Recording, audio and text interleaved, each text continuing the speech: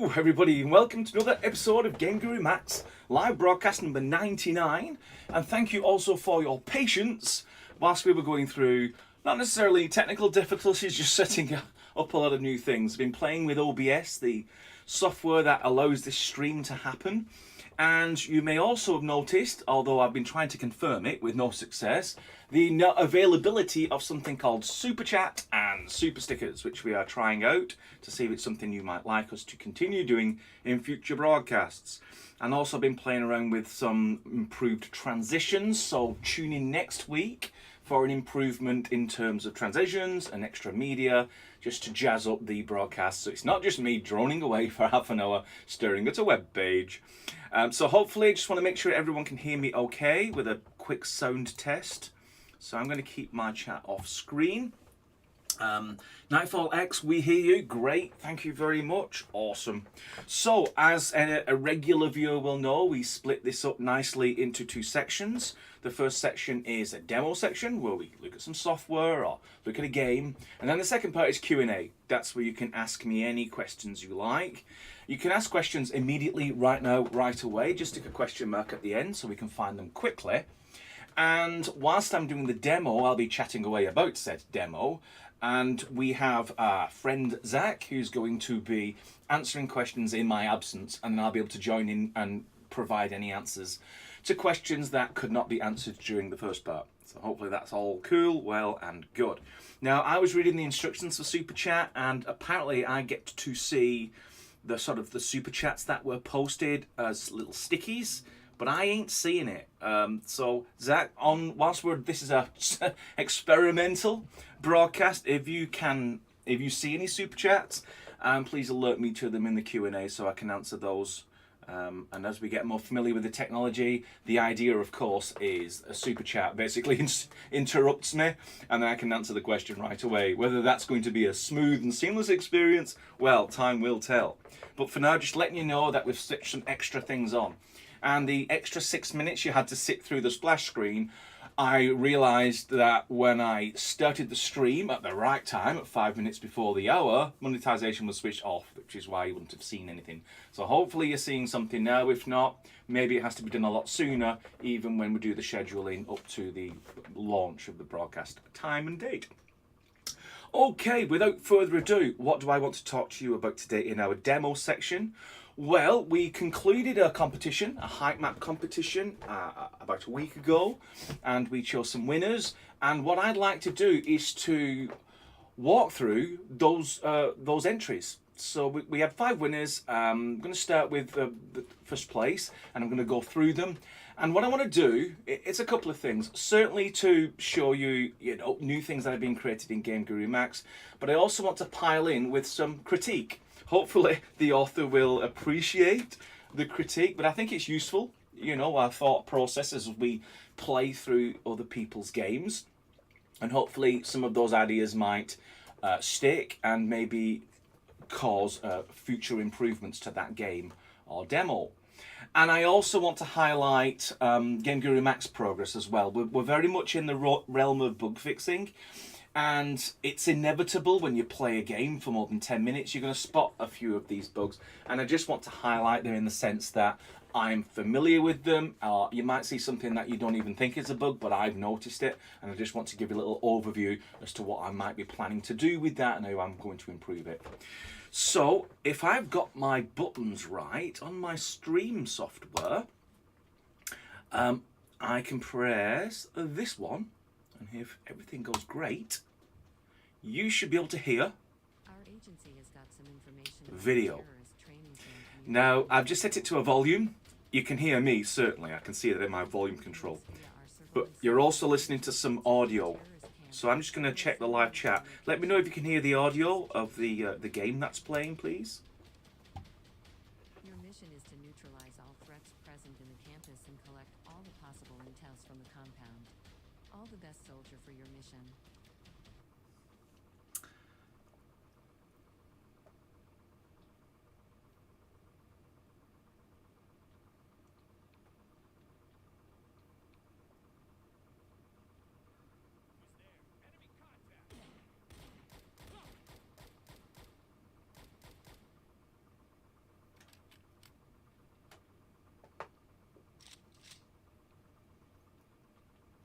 So, I'm just waiting for a response. Right, Burley, that's kind of what I wanted. I didn't want it to be an overwhelming sound because I do want to talk over this video, otherwise it's not much of a commentary. Cannot hear the game, but that's kind of okay, it's quiet. Right, so that was the only thing I wanted to check to make sure that the game sound was not overriding my narrative, which is I can start. But one thing you'll have noticed in the game right away is it's done well. The production values are high. It's got its own custom menu. When your game starts, it gives you this video introduction to your mission and what you need to do. And because it was the height map competition, what I liked about this game is the camera was high up. So you could actually see the height map that was imported, and it gives you a nice view of the overarching game level with that height map data before you get down and dirty and start playing the actual game. And so I just wanted to stay quiet for 5 minutes so you could barely hear the video, and there was this wonderful narrative over the top, quite professional, very nicely done. And this demo, now you probably guessed I'm not playing this game right now. What I figured was I would pull together about 10 minutes of game footage, and then, as I say, I'm now free, both hands free, to narrate over the top of it. And that's why I needed the sound to be quite quiet. So this game will go on for quite a while, which means I got plenty of time to pause, think, and point things out. And already you'll have noticed when the level started, it shouldn't start you in the middle of a firefight. It kind of sets the scene of the story. You've just arrived on a coast. Behind you would have seen a kayak, and then you've got out of that, and then as you get into the level, it starts easy with 1 or 2 enemies, and then it starts ramping up as the game goes on with more and more enemies, closer together, better and better firefights as you go on. And as you see towards the end of the game, there's actually an objective. You've got to collect 4 documents, and then you've completed the game, or you get to a computer and log on and destroy the mainframe. I didn't quite. I just like looking at the games. I don't really go into all the nitty gritty of the story, but it was absolutely there. So remember, I was talking about, I'm not just going to talk about narrative of the demo, but also pointing out some things I want to improve. Did you notice the guy in the green shirt who span around 360 degrees? I think that was unnecessary. I'm standing there with a semi-automatic, you're not going to do a little pirouette before you start shooting at me. So one of the things I want to do is tighten up and speed up the response of enemies, so then they are not needlessly doing animations and not needlessly waiting around. They snap decision, instant engagement. That's something that currently isn't in, and something I want to do when I start working again with focus on the AI parts of the software. As you can see, I've just died, but here's my first critique for the author of this level. Thank you very much for not putting some checkpoints in. I start right again at the beginning of the level. Thank you very much. What would be great is once you get past a certain outpost or a phase, this would be a good point to put your first checkpoint in, stretch it across the valley so I can't not step through the checkpoint. And when you do the checkpoint, don't just leave the default sound in, add your own sound effect. You did really well the video intro, so take that to heart. Every piece of audio and sound effect and maybe music atmosphere, go for custom, add your own stuff. Now in the game, I've turned the volume down so you can't hear it, but the characters, the enemies that are running around, they have the, is that anyone there? And then, hey you, and all that kind of stuff. It's the stock stuff, it's the stuff we've provided just to get you started. To kind of take it to that next level so it feels like your game instead of sort of a demo game from GameGuru MAX, change those sound effects as well. You can change all of those sound effects, so everything the character says, you can customize. And of course, I've already noticed you've done some custom sound effects here, there, which is great. More of that. In fact, the more of the default stuff you can replace with custom stuff, the more the game starts to feel like yours and less like a demo that you might discover in the GameGuru MAX hub. Now, earlier on, I didn't really want to destroy the flow, but I noticed my teammates testing out Super Chat, and it's pretty obvious when you see what a Super Chat looks like, so I'm not going to miss them, so that's great. That was one of my concerns. How do I know someone's done a Super Chat? And I think we'll try Lee answering Super Chats right away as soon as they come in. The reason is they won't be all the time. They'll be every few and far between, so I don't think it will interrupt the demo section of the broadcast. So I think the first one from Dash, thanks very much, was retracted because I guess it was a test. It was a test. And the next one was from Ricky V, and he says, "Hi Lee, this is your first super chat." Incorrect, it was my second super chat. What should new users do to start making their own scripts? Yes, one of the competition entries, there were 5 that I'd like to showcase in the weeks to come, made heavy use of scripts. And there's kind of 2 ways you can do it. There's the behavior editor, which I'm going to reveal in the future, but then the traditional way is scripting in Lua, using the Lua syntax, the Lua programming language. And the way you get started is really simple. Just go into the GameGuru MAX files folder, and there's a folder in there called Script Bank. And if you go in there, that's where you're going to start your lessons. That's the location which contains all of the scripts. And I wouldn't recommend just starting a brand new file and trying to figure it out. Take something that you know about, like a door script, or something simpler, like object repel script, or object appears when you get near it script. It'll only be like 7-8 lines of code, but what you do is you take that script and you change it, and you see what that does in the game. That's the best way to start. After a while, you'll start to understand the requirements of that script. Typically, there are 2 functions you need to worry about. An underscore init function and an underscore main. The init is called once, when your game first starts, so that you can set up all of your data.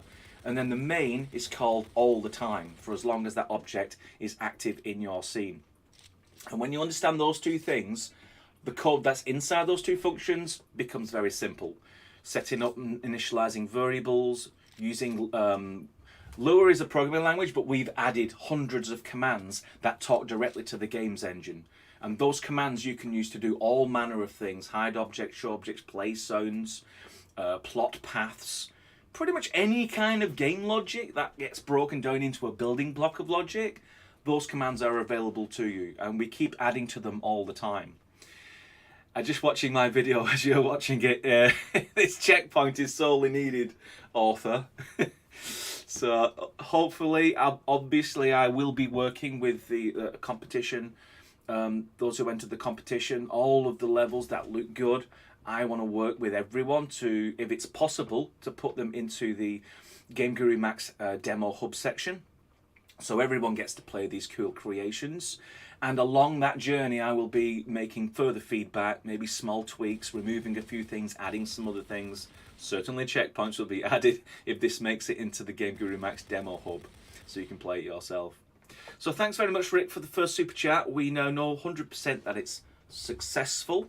This is broadcast number 99. The next one, broadcast 100, it's a special number. You know, you can't take too much stock in just some arbitrary numbers, but I think 100 is a good milestone, and so we are going to spruce up and polish the broadcast media that we're using. We also wanted to dry run the super stickers and super chat in anticipation of broadcast 100. So I'm glad to see that it works great, and certainly feel free to check out the feature yourself.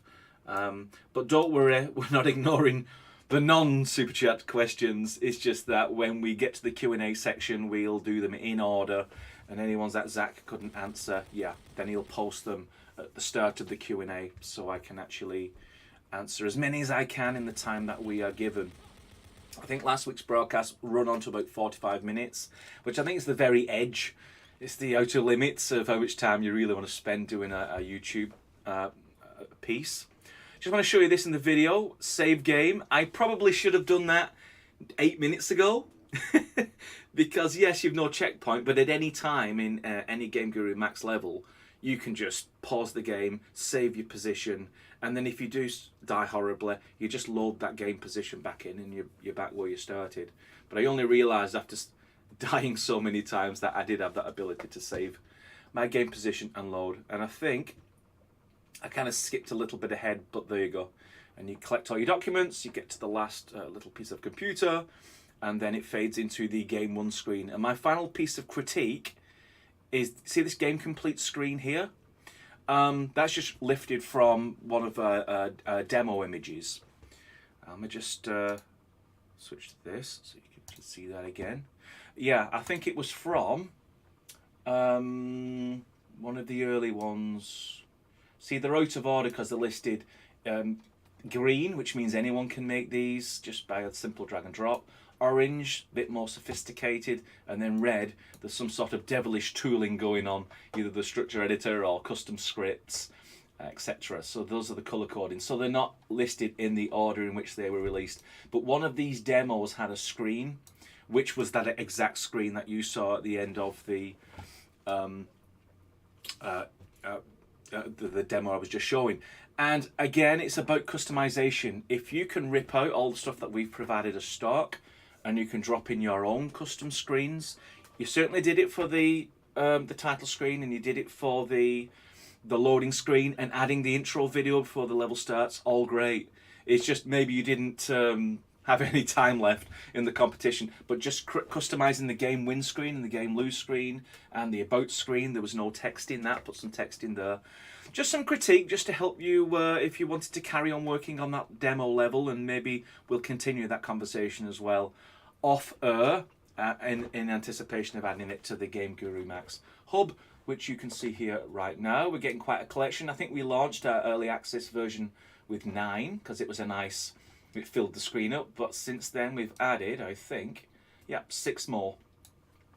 And the majority of them not done by the TGC team, done by you, the community, who have contributed. We made a small suggestion here and there, and they're all projects that you can open up. So Canyon Offensive, edit, all set up with projects and screens, etc.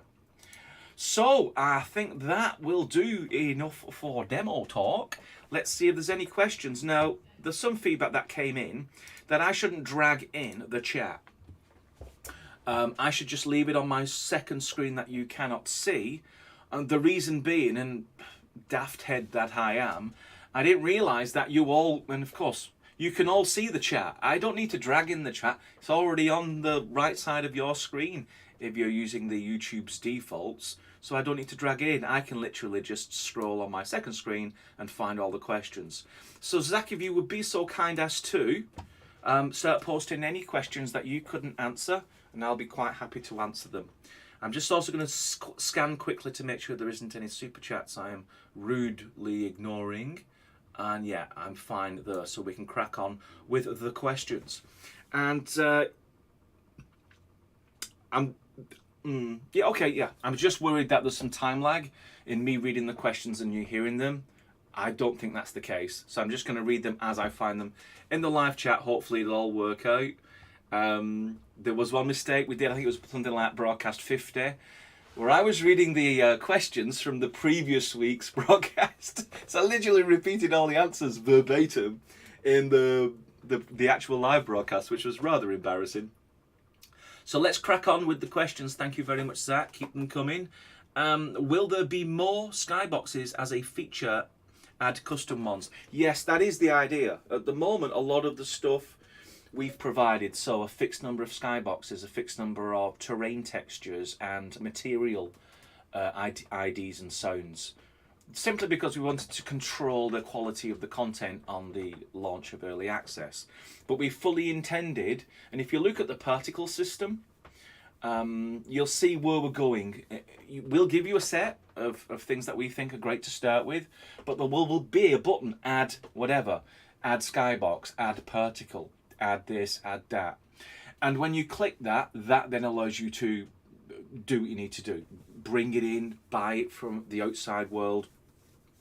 And next week I will be doing a demonstration. It probably won't be a walkthrough. I'll be able to demonstrate something that we're going to release next week, but more on that when it's a bit more appropriate to talk about.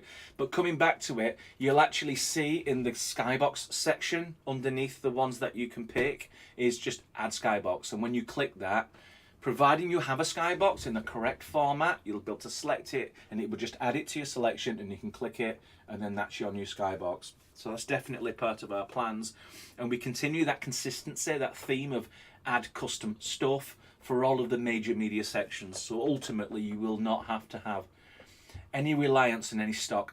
You could totally customize everything. That was always our intention, to provide that with GameGuru MAX.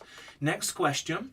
Guns in Max still look clunky and bland. Why was the amazing particle system from AGK Studio added but not used? Replace old ugly sprite effects with proper particles bullet tracers. I'm glad you clarified that question. I think the weapons themselves are good. Incredibly accurate, and the animations are great, and the timing of the sound effects. But I agree, the decal effects that spew out of them are ancient, and they should use the new particle system. It was simply just down to time. We had an early access launch. You could see smoke, you could see brass effects, you could see muzzle flashes, you can see other effects, and they were okay. Not great, okay.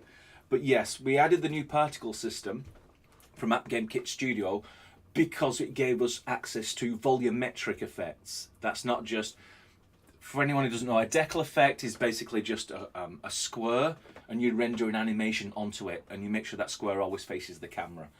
It's fooled people over the last 20 years of game playing, but we expect more these days, especially with the advent of VR, where you can't get away with that, because if you put your headset on and you look at a decal effect, you actually, because it's stereoscopic vision, it looks like a square floating in midair. You can't get away with it, which is why we've added the new particle system for volumetric effects. And it's really now just a case of using the particle editor to create smoke, to create the bullet shell flashes and the muzzle flash and the effects that the enemies do when they fire the gun and they're holding it. From your first perspective, you see that character holding the gun. They also need those kinds of effects as well. And I think we might get away with it being the same effect if you think about it. You just happen to be first person perspective and you're holding onto a gun and you get a muzzle flash and some smoke. Why can't we just use the same particle effects for all the characters that use that particular gun? So it's definitely on the cards, but we want to make sure first, and it's quite appropriate you asked that question, we are going to club together a lot of the particle issues that have been reported. Some are not so important, some are super critical, some are downright stopping people finishing the games. And so we're lumping all that together, and watch out for a lot of bug fixes, a good chunk of them being particle related. And you'll see why next week. But yes, the ultimate goal is to pull out all of the decal effects. It'll certainly be done before we do the VR. And the reason is, as I said, you can't get away with decal effects when you're in VR, and your game's going to have a lot of effects, and they all need to be volumetric. So that's the reason. Okay, carrying on. Looks like some new questions. Hopefully my chat window, my chat window is staying where it is, so it's not going to scroll off, so I'll lose my place. This is a question from Craven. How about a custom muzzle flash / smoke / shell ejection marker? Yeah, there's a marker built into the weapons. So the artist who developed the weapon knows where the shell comes from when the shell gets ejected after the gun's been fired, knows where the smoke comes from, and knows where the muzzle flash needs to be. So the artist has already created markers for that. If you want custom ones, which means you want to then change those markers to a different location, we have talked about that in previous broadcasts. The idea that you can not necessarily create a weapon from scratch, but customize a weapon. Take a weapon you might like and then make it out of gold. So you change it to a gold weapon. And maybe moving the markers around could be another version, another tool of that customization. But please let me know, perhaps in the forums or Discord, why you want to move those markers, because the artist took great pains to put them in the correct place. Moving them to a silly place, I don't know why that would be useful, but please let me know. Maybe I'm not seeing something that's quite obvious. Okay, poor Aiko, not getting a lot of love. I'm sure that relates to some earlier question.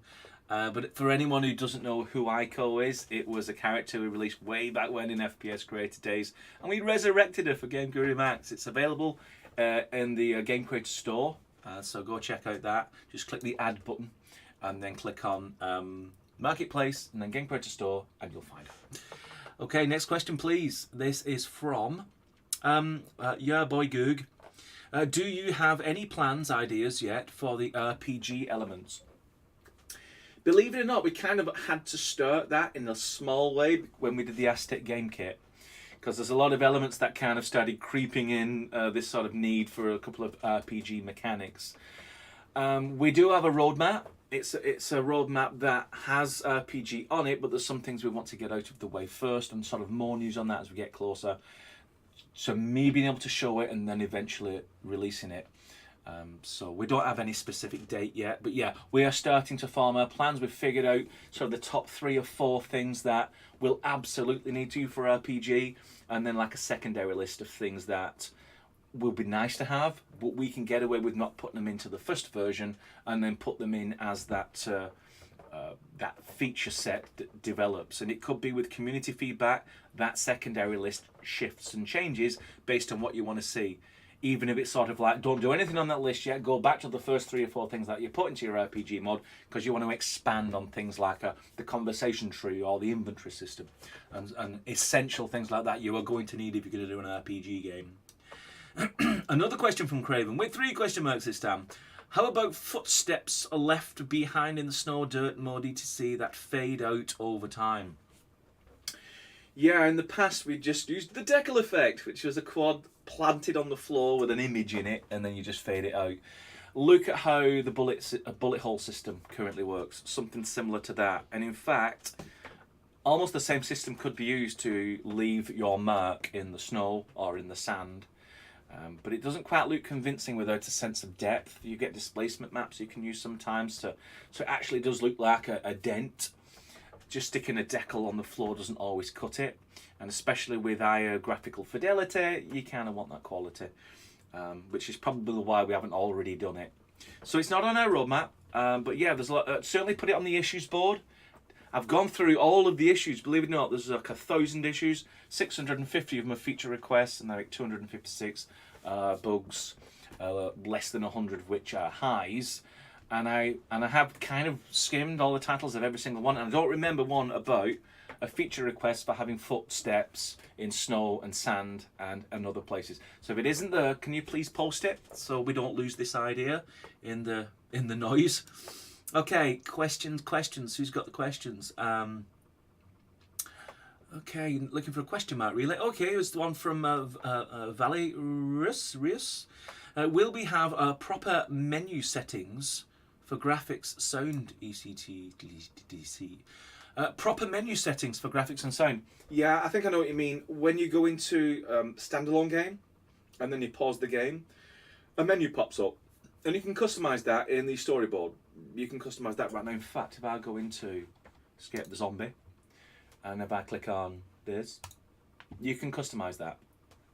And if you go into this is the graphic settings, and what was the other one? Hopefully it's held my place. And sounds, like, yeah, this one. So when you say proper, you mean more stuff in here. You can certainly customize, you can put a backdrop in, you can put different fonts, colors, move these around. The functionality of these is fixed because it's a pretty simple mechanic to say you drag it to this side, there's no sound. If you drag it to this side, it's full sound. So if you want to be more specific about what features, maybe you want to control sound effects of different things, like increase the sound volume of footfalls and decrease the sound of explosions. So maybe you want to go into more details. It really is just a case of mapping those different volume controls into this screen.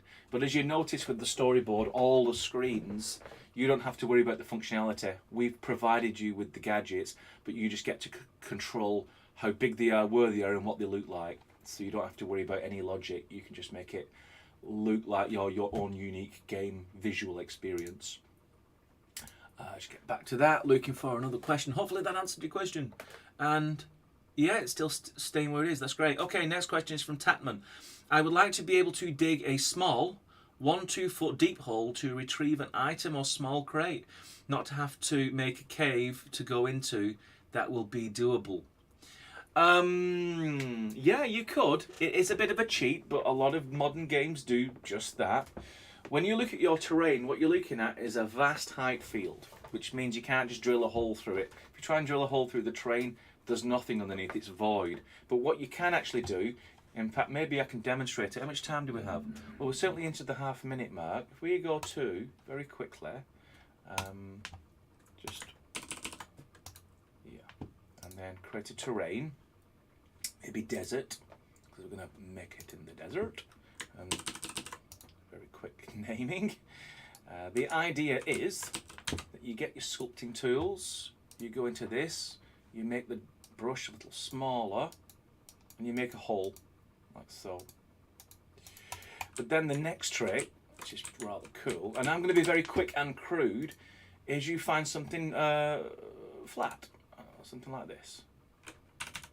Right, and then you make sure that it can rotate. There you go. And then this, I said this is very crude. Do not take this as the final result. So if I did this and I moved it there, and then I got this one and moved it there. Now what you actually have is you're running along, and now there's a hole, and you can bury something in the hole, and that's how you do it. And if you made this flat thing the same texture as the terrain, so it's seamless, then it would look like you've actually cut a hole into the terrain. And in a larger extent, that's how you do caves.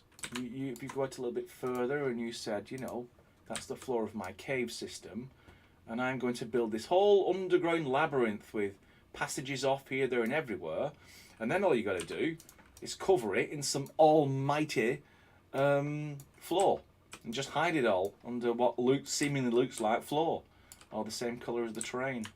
So hopefully that's a little bit useful. It's an old trick known to almost every GameGuru Classic user. But if you're new to GameGuru MAX, that's a pretty cool way of doing caves and little holes with treasures in them. So yeah, another benefit of having the chat in the second screen where you won't see it is now, and hopefully this is something we can continue to do as well, during the Q&A I can actually demonstrate in the software. I've not really done that in the past, but I think it's really useful, not just to talk about it, but if there is something like this where I can quickly demonstrate it, to actually get out the software and use it, and you can see what's going on, instead of just trying to figure out what I'm trying to say. Here's a question from Nightfall X. Question: will there be magic items when RPG comes out for AI and players? Yeah, I think so. When I think of RPG, I'm thinking somewhere in the fantasy medieval with shopkeepers selling you axes and arrows. But I also see you buying potions to heal yourself and magical mana potions to give you more magical energy, and then you can cast spells. So those are things I'm thinking of and I'm excited about when I think about RPG. So I don't think it's going to be a great stretch for the imagination to expect magic, armor, player progression, all the things you associate with the RPG game mechanics. Now I'm going to be conscious of the time. It's 39 minutes in, but as you all recall, 6 minutes were wasted with my technical tomfoolery. So we're going to deduct 6 minutes from 39, which means 33. So I think we still have 5 more minutes for questions. And so I will continue down in the order they are being asked. Okay, here's another question from CJ. Will VR require more system power in terms of processor and memory to create VR games? Not necessarily. Actually, right now, because it is a big task to do VR properly, we are working on optimization. Now, the optimization is so that you can run at full FPS for all of the demo games. That's our goal. We're going to do it in 2 ways, 3 ways really. We're making optimizations to the graphics engine, and we're also going to make improvements to what gets rendered. If you notice in a lot of VR games, they're not as high fidelity as a game that just runs on keyboard and mouse or on a console. They've done something. They either keep you in a couple of rooms and then switch everything else off. They're predominantly indoors, or they're low poly, or they're low texture. They've done something to keep that constant fast FPS. And the reason for that is if you drop your FPS erratically, it creates a nausea experience for a percentage of the population. That's not really what we want to create. It's not a great experience. So we are improving the performance, so when we do release VR, it's nice and silky smooth. But you can imagine the side effect of that is everybody else gets the speed boost. Those who aren't using VR, you've just now got a faster graphics engine and extra graphics mods to dial down the amount of detail that's being rendered onto the screen. So it not only benefits people's, let's call them at the high end, with a high-end graphics card and all the latest VR tech, the same work also applies to minimum spec and someone who's maybe running on a burly entry-level gaming laptop. So it's a really good thing to be working on. Hopefully I get to show you the fruits of that performance work with some side-by-side comparisons, say with the version I'm demonstrating today and then the one we'll be able to release alongside or along with the VR stuff. So hopefully that answers a question or two. Monkey Frog Studios, 3 question marks. Any closer to the guide for creating and getting your own characters into Max? I'd like to create an import enemy, drone, monster, etc. Yeah, we are working on something that's very related to that, on the animation side of characters. You'll notice all the characters kind of have the same set of animations. Wouldn't it be great to have more? So we're working around that question. And as part of that, we are standardizing the formats, the character rigs, looking at some of the things that relate to it. How do you import animations from elsewhere? Those sorts of questions. And once we've got to the end of that, there's also another project that's going on. It's a third-party project. It's about creating new character body parts that will work with the latest version of GameGuru MAX. So all of these little plates that are spinning to one side, they're all creating standardizations and templates. I think once we've got to the end of both of those, we've got plenty of material then to put out a guide. I can't give you an idea of when. There's quite a lot of stuff going on at the moment. But we'll certainly have plenty of material to put into that guide. Not just some good descriptions in the text, but also some files that you can download and load into your favourite modeler, do what you need to do, import it into GameGuru MAX, and it works out the box. So yeah, not long to wait now, and we are actively working on the material. Okay, looking at the clock, we're still okay. What should we say, 46, so 4 more minutes or so. Next question is a bit further down in the chat. A lot further down in the chat. Here it is. This is from Lone Wolf. Just about GameGuru MAX 2 days ago. Well done. And I am new to this engine. My question is, where can I find extensive tutorials for behaviours and animations? Not enough content for beginners. Well, I've got my demo screen, so I'll show you where to start. And then, of course, you can fill in the gaps. So this is your hub. This is where you start. I advise you play a good chunk of these demos. It gives you an idea of where we are and what the engine is capable of. And then once you find out the things that you like, it'll probably take you more than 2 days to sort of fully explore all the things that it can do. Then go into here. This is tutorials. So tutorials, we create them every now and again and we add them to the hub. And we've got 3 more tutorials in the works. I'm looking forward to releasing those. And they give you a nice, not too long, but not too snappy walkthrough of a particular feature. And this is where we collect them all in one place. So I would certainly go through all of this material. Then if you want to go back to old school, we have a user guide. So you can go view the user guide, it's online. And it's updated as we add new sections to the software. And that's a good read as well. So those are your starting points. Now, in addition to that, GameGuru is context helpful, which means if I'm in the storyboard, you've actually got access to a tutorial here. You don't have to go hunting around for that section of the user guide. You can just play this video, and that just talks about the storyboard. If you're in the level editor, these tutorials and this drop down relates to help for the level editor. So whichever section you're in, you'll actually have context video help. Now, behaviors, that's more of an advanced topic, and we kind of want to cover all the standard user tutorials first, because yeah, 2 days in, I'd say that was like a beginner. But you're already diving into, I want to create my home behaviors, which right now, it kind of requires a sort of an understanding of logic and kind of transposing knowledge you may have gained if you were previously a programmer or a scripter. And so those more advanced tutorials we're kind of pushing away so we can get all the beginner stuff out of the way. But if you mean like logic, then you can do that without behaviors. It's not behaviors, it's what we call the visual logic system. And this is one of the 3 tutorials we're working on right now and we'll be releasing soon. And what I mean by the visual logic system is if I put in a flag and another flag and another flag, this one here is the visual logic system that allows you to connect them together.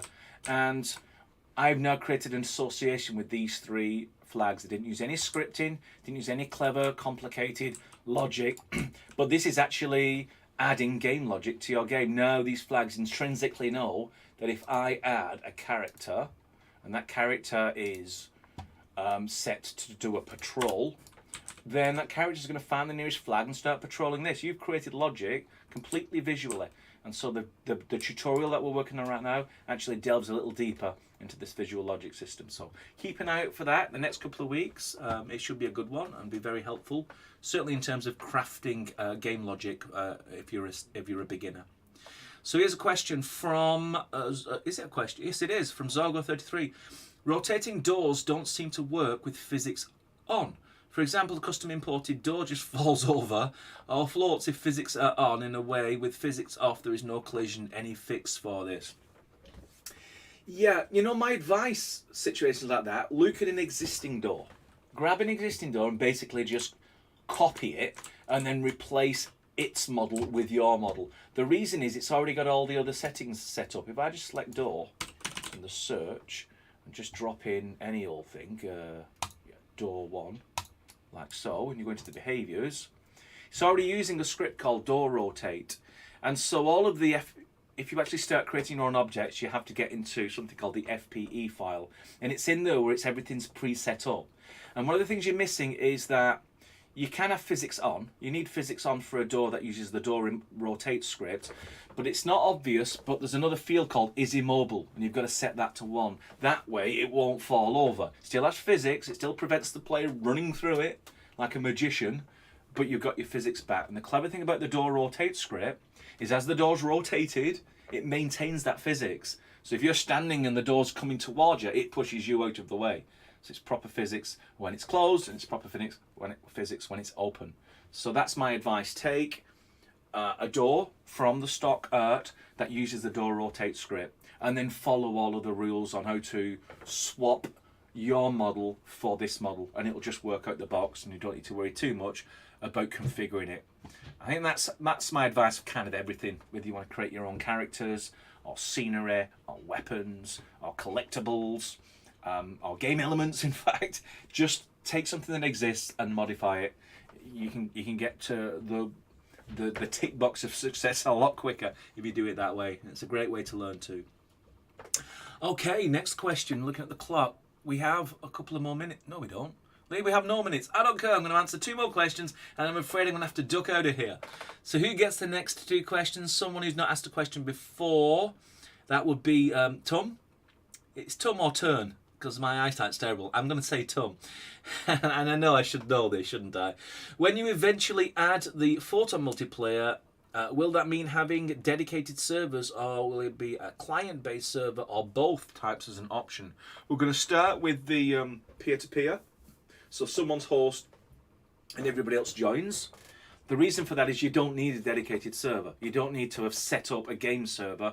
You can just, on the spur of the moment, set up a multiplayer game and everyone can play it. So that's going to be the first iteration. When we look at game servers, it will probably be in the same time we look at 64 players in a single game, or 200,000 players in a single game. That's really when a game server comes into its own.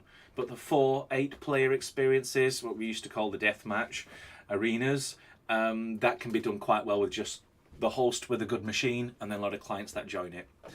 So that's going to be the 2-part of that implementation. And the last question from someone who's not asked a question before goes to Loretta M. Is there an easy way to find the start marker on your map? Yes, there is. Let's say we put it here. Maybe, yeah, we already have one. So we've put a start marker here, and then we've gone off into the hills. We're going into the very extreme of our world. Just want to make sure, just show you some other things. If you're in the level, you want to see where the bounds of your level are. You can tick these things. Yeah, it's not that, it's actually here. And you can see if you're inside and out of it. So we're just going to be inside the level, and we've been busy making things all day long. But then you think, wait a minute, where's my start marker? This is how you do it. You see this little drop down? You've got a detailed object list. Go to that. Instead of seeing pictures, you actually see a tree of all the objects. And you have what's called the parent object, and then all the instances of that. You notice I put all them doors in? That's the parent object, and these are all the instances of all the doors that I put in, all nicely numbered. But I only have one start marker. And all I'm going to do is click it. It takes you straight back to the start marker. And that's true of any object you want to find. If I want to find one instance of the flag, I can go there. Or if I want to find the Aztec warrior I placed down, take me to him. And voila. So that's a nice little tip. Thanks for the question. It made this broadcast a lot more valuable. So I think that will do. 51 minus 6 is 45 minutes. I did it again, didn't I? But hopefully it's got lots of useful information and you can take it away. And let us know if you like the 45-minute format. I think we're going to still try and aim for 30 minutes for broadcast 100, but certainly let us know if you think, no, 45 minutes is fine, and get more information in. And as you can see, I could talk for England, Wales and Scotland, so there is no problem me filling up 45 minutes if you so wish. So I think that's it for this week. I'm going to be back next Wednesday at 7 p.m. BST, so check out that. Just also want to mention that we've now switched to bi-weekly releases, say that 3 times fast. So there will be an update this Friday on the 10th. So keep an eye out for that. It will be everything that you see today, plus a few more days of work, and I will produce a changelog so you can see what's changed since the last big public update. But we will be doing something every week. It's just we're moving what we would call, say, the bug fixes to a bi-weekly schedule. So 2 big fixy updates each month from here on in. So thanks very much for listening. I hope you were okay with the 6-minute technical hitch, but it was worth it because we got the super chats and the super stickers to work, and it's all tested out and it's all great. So please do check in for broadcast 100. We're doing all the razzmatazz. We've got a new media sensation format for the broadcast, so you want to check out that. And of course, you can continue to ask the questions that unfortunately I couldn't answer today. But I hope you've enjoyed yourselves, and I'll be back next Wednesday, 7 p.m. BST. So until then, I shall bid you adieu.